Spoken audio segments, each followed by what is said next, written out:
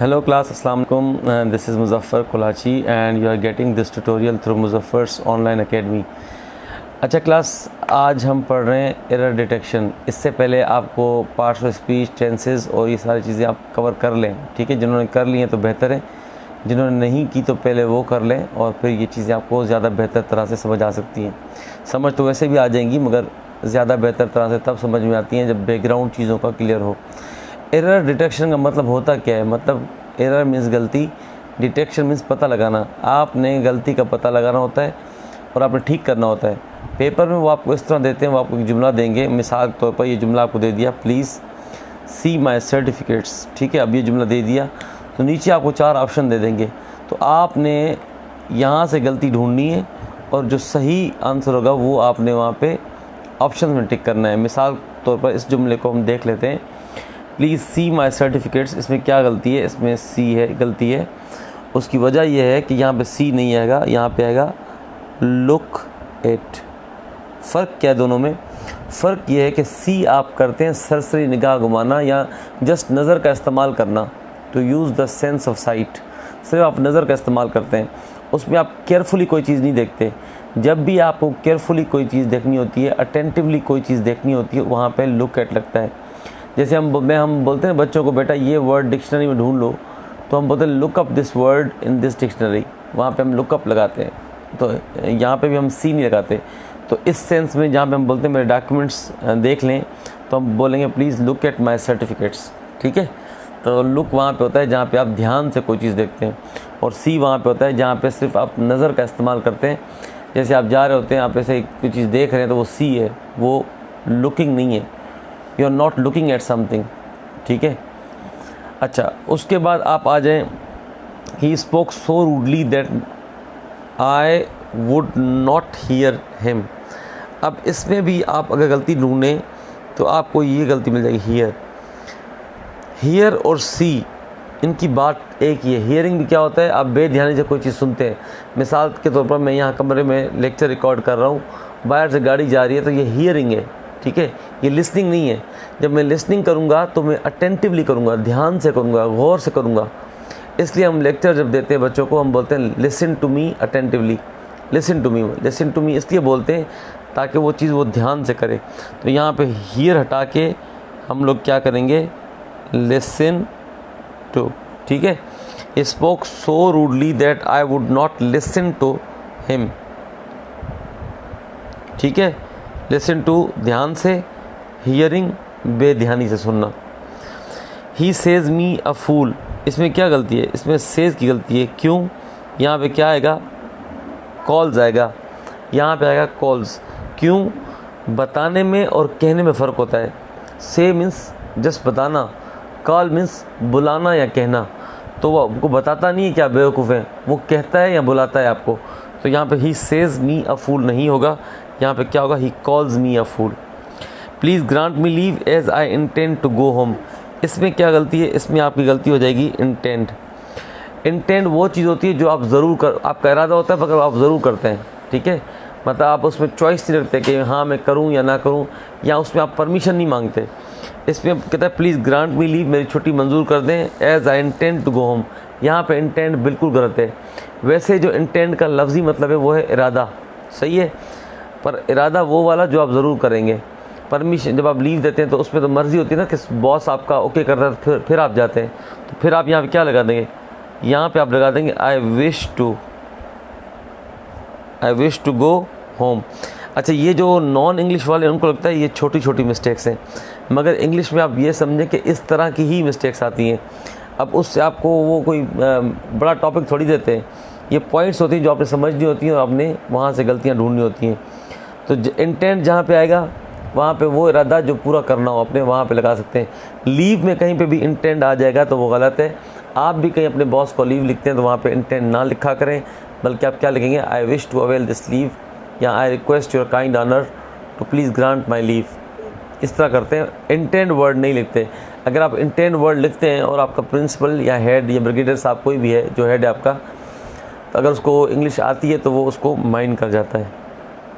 उसके बाद भाई साहब आपका आ जाता है many people died of explosion. अब एक्सप्लोजन से डाइड नहीं होता, क्योंकि डाइड मतलब डाई वर्ड जो है ना, या डेथ वर्ड, ये नॉर्मल जो नेचुरल डेथ होती है उसके लिए हम इस्तेमाल करते हैं। एक्सप्लोजन से डेथ हो गई, नेचुरल डेथ थोड़ी है, बीमार हो गया थोड़ी मरा है वो, मतलब वो धमाके से मर गया है। धमाके से मर गया का इसका मतलब क्या होगा, मैनी पीपल वर किल्ड, ठीक है, many people were killed because of explosion, इस तरह कर देंगे, ठीक है। डाइड बहरहाल नहीं आएगा, डाइड इसलिए नहीं आएगा कि आप ये फ़र्क समझ लें, जो किल्ड होता है, मारना होता है, कत्ल होता है, वो अलग चीज़ है, और डेथ जो है, डाई जो है, या डाइड वर्ड कहाँ पे इस्तेमाल होता है, डाइड वर्ड हम वहाँ पे इस्तेमाल करते हैं जहाँ पे नेचुरल डेथ होती है, सही है, बंदा नेचुरल बीमार हुआ और फोत हो गया, एक प्रोसेस है, तो उस वहाँ पे हम डाइड वर्ड इस्तेमाल करेंगे। I have forgotten to fetch my book, अब ये यहाँ पे फेच गलत है, क्योंकि यहाँ पे ब्रिंग आएगा। वजह यह है कि भाई फेच जो वर्ड है वो हम वहाँ यूज़ करते हैं जहाँ पे कोई बंदा जाए और वापस भी आए। जैसे मैं आपको मिसाल देके समझाऊँ कि आपका छोटा भाई बैठा हुआ है, तो आप उसको बोलोगे यार प्लीज़ फेच अ गिलास ऑफ वाटर फॉर मी, तो वो जाएगा और पानी का गिलास भरेगा और फिर वापस आएगा। इस सेंस में फेच वर्ड इस्तेमाल होता है, वरना नॉर्मली हम लोग जो है, जो ये जुमला लिखा हुआ है इस सेंस में आप ब्रिंग वर्ड इस्तेमाल करेंगे, सही है। I have forgotten to bring my book. अब दूसरा उसके बाद आ जाता है लीव द हॉर्सेस लेन। अब लीव नहीं होगा, इसको होगा लेट गो, ये सेम आएगा, ठीक है। लीव इसलिए नहीं कहेंगे, लीव मतलब आपको बिल्कुल छोड़ देना किसी चीज़ को, अबंडन करना, और लेट गो मीन्स उसको आप ढीला करते हो या छोड़ते हो मामूली सा, तो यहाँ पे आप लेट गो यूज़ करके बजाय आप लीव इस्तेमाल करें। नेक्स्ट जो जुमला है वो बड़ा कॉमन है और मुख्तलिफ टेस्टों में कई बार आ चुका है, ही नोज़ टू स्विम। इस तरह कोई भी जुमला आपको आएगा तो आपने वहाँ पे क्या करना है, he knows how to swim, ठीक है। इस तरह के जुमलों में he knows to write a letter, आप इसमें भी लिखेंगे he knows how to write a letter, ठीक है। He knows to ride a bicycle, यहाँ पे क्या करें, he knows how to ride a bicycle. तो इस स्ट्रक्चर के जो भी जुमले आएंगे उसमें आपने हाउ बीच में लगाना होता है। I am reading at a high school, ये गलत होता है, ये अक्सर यूज़ होता है, मगर यहाँ पे बेसिकली गलत होता है। यहाँ पे क्या होना चाहिए, I am studying in the high school, ठीक है। अब क्यों स्टडिंग, क्यों रीडिंग नहीं, रीडिंग का बेसिकली होता है कि when you are reading a book, ठीक है, आप बुक कोई पढ़ रहे होते हैं या आप कोई चीज़ पढ़ना चाह रहे हो, तो उस सेंस में रीड वर्ड इस्तेमाल होता है, स्टडी नहीं। यहाँ पे स्टडी सेंस होता है, आप किसी कॉलेज में पढ़ रहे हैं, किसी यूनिवर्सिटी में पढ़ रहे हैं, तो वहाँ पे स्टडी वर्ड इस्तेमाल होगा, ना कि read. Columbus invented America, invent वो चीज़ होती है जो पहले उसकी एग्जिस्टेंस हो ही ना, वजूद ही ना हो, आप कोई चीज़ नहीं बनाएं, वहाँ पे इन्वेंट वर्ड यूज़ होता है। जो चीज़ ऑलरेडी मौजूद होती है उसको आप सिर्फ ढूंढते हैं, तो वहाँ पे आप क्या वर्ड इस्तेमाल करेंगे, डिस्कवर्ड। इन दोनों का आपने फ़र्क समझ लेना है। इन्वेंट वो चीज़ होती है जो जिसका वजूद ही ना हो, आप उसको बनाएं और वो नई चीज़ हो, बिल्कुल, ठीक है। डिस्कवर वो चीज़ होती है जो दुनिया में मौजूद होती है मगर लोगों को मिली नहीं होती, तो आप जाके वो डिस्कवर करते ढूंढते हैं, ठीक है। ये इन दोनों में फ़र्क है। ही राइड्स इन अ साइकिल, अब हालांकि मैंने प्रीपोजिशन का वैसे तो पूरा टॉपिक पढ़ाया हुआ है, तो जो बच्चे नए हैं तो उनको हम दोबारा वो पढ़ा लेंगे, ठीक है। मगर यहाँ पे क्या है, ही राइड्स इन अ साइकिल नहीं होगा, ही राइड्स ऑन अ साइकिल होगा। इन वहाँ पे आप यूज़ करते हैं जहाँ पे either you are surrounded by walls, ठीक है, या तो आप कहीं बैठे हों जहाँ पे आपको वॉल्स हों, फिर वो वॉल्स रियल हों या इमेजिनरी हों, ठीक है। ये बहरहाल ये पॉइंट आपको प्री पोजिशन टॉपिक में ही समझ आएगी, यहाँ पे तो मैं सरसरी बता रहा हूँ। इन, या फिर आप कार में बैठ रहे हैं, वहाँ पे आप इन इस्तेमाल करेंगे, ऑन इस्तेमाल नहीं करेंगे। ये आप साइकिल की गद्दी के ऊपर बैठते हैं तो वहाँ पे आप क्या इस्तेमाल करेंगे, ऑन इस्तेमाल करेंगे। राइट विथ इंक होता ही नहीं है, हमेशा राइट इन इंक होता है। ये हमारे बच्चे गलती कर जाते हैं, राइट विथ इंक करते हैं, और ये भी कॉमन सा सेंटेंस है, ये आता रहता है। राइट विथ इंक नहीं करते, राइट इन इंक करते हैं। ही राइट्स ऑन आकार नहीं होगा, ही राइट्स इन आकार होगा। वैसे हम ड्राइव इस्तेमाल करते हैं ना 4 व्हील के लिए, ठीक है। वो हम करते हैं ही ड्राइव्स अ कार। अच्छा, राइड्स होगा तो फिर उसमें इन इस्तेमाल करेंगे। बात समझें, एक बात समझें, देखें ऊँट पे आप चढ़ते हैं ना, तो वहाँ पे आप ऑन टू इस्तेमाल करते हैं। क्या इस्तेमाल करते हैं? On to. क्यों इस्तेमाल करते हैं? क्योंकि वो आपकी हाइट से ऊपर होता है। अगर कोई बंदा मूव करता आ रहा है, मूव करके वो कार में बैठ रहा है, कार नीचे होती है, तो वहाँ पे आप क्या इस्तेमाल करते हैं? इनटू। सही है। इनटू उसके लिए इस्तेमाल होता है जो चीज़ नीचे होती है, ठीक है। आप मूवमेंट में हो, चीज़ आपसे नीचे हो, वहाँ पे इनटू इस्तेमाल होगा। और कोई चीज़ आपसे ऊपर हो, वहाँ पे ऑन टू इस्तेमाल होगा। जैसे आप बोलोगे he is riding on to a camel's back, ठीक है। On to a camel's back मतलब ऊपर कोई चीज़ थी, वहाँ पे वो बैठ रहा है। सही है। I hope it is clear. अच्छा, वहाँ पे आप बोलेंगे ही वो इनटू तब लगाएंगे सिर्फ जब मूवमेंट होती है। ये याद रखें, कोई चीज़ स्टैटिक पोजीशन में, साइलेंट पोजीशन में, तो वहाँ पे इन इस्तेमाल नहीं होता और इनटू इस्तेमाल नहीं होता। इनटू सिर्फ तभी इस्तेमाल होता है जब कोई चीज़ मूवमेंट में हो।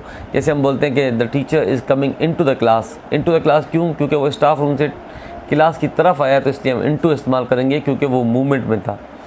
He asked that who had done it. अब जिन बच्चों ने नरेशन पढ़ी हुई है तो वेल एंड गुड, नहीं तो दोबारा पढ़ लेंगे। पर उस नरेशन में एक पॉइंट ये होता है कि ये WH जो वर्ड्स होते हैं, WH, इनको हम बोलते हैं डबल इंट्रोगेटिव, ठीक है। अब डबल इंट्रोगेटिव जो वर्ड्स होते हैं, डबल इंट्रोगेटिव होते हैं, वो WH से स्टार्ट होते हैं। जब डायरेक्ट नरेशन का जुमला इनडायरेक्ट नरेशन में चेंज होता है और WH वर्ड हो, तो फिर दैट हट जाता है, फिर दैट नहीं आता। तो क्या होगा? He asked who had done it, ठीक है। WH वर्ड दैट की जगह ही आता है। दैट और हु, या दैट और व्हेन, दैट और वेयर, दैट और व्हाट, ये इकट्ठे नहीं आ सकते। सही है। इनडायरेक्ट नरेशन में, इनडायरेक्ट नरेशन में WH कोई भी वर्ड आएगा तो उससे पहले जो दैट आया होता है वो हट जाता है। ही अकम्पनीड विथ हिज फ्रेंड्स, इस सेंस में अकम्पनीड के साथ विथ जो है वो नहीं आता। हम क्या बोलते हैं? ही अकम्पनीड हिज फ्रेंड्स, ठीक है। अकम्पनी वर्ड में खुद विथ की मीनिंग शामिल है। Sir entered in class at 10 AM। अब इंटर्ड जो वर्ड है ना, इसके साथ इन वर्ड नहीं आता। Sir entered class at 10 AM, क्योंकि इंटर्ड वर्ड में ही खुद इन की मीनिंग शामिल है। तो जब भी इंटर वर्ड आप इस्तेमाल करेंगे, जैसे आप बोलेंगे my mother entered my room, entered in my room नहीं बोल सकते आप, इंटर्ड माय रूम होगा, क्योंकि इंटर्ड के बाद जो है वो प्रीपोजिशन नहीं आता। सही है। आई होप आपको लेक्चर कुछ समझ आ गया होगा। और इंशाल्लाह ये एरर डिटेक्शन का एक टॉपिक है जिसको हम कंटिन्यू भी बाद में करेंगे। साथ में जो BPS 5 और BPS 15 का जो कोर्स चल रहा है, उसमें जो मज़ीद टॉपिक दिए हैं, इसके अलावा एक तो एरर डिटेक्शन था, उसके अलावा जो है सिनोनिम थे, एंटोनिम थे, सेंटेंस स्ट्रक्चर था, वो हम वक्तन फ़वक्तन पढ़ेंगे। और इस टाइम पीरियड में हम इस आउटलाइन के मुताबिक चलेंगे जो आपकी BPS 5 to 15 की प्रिपरेशन भी बआसानी हो जाए।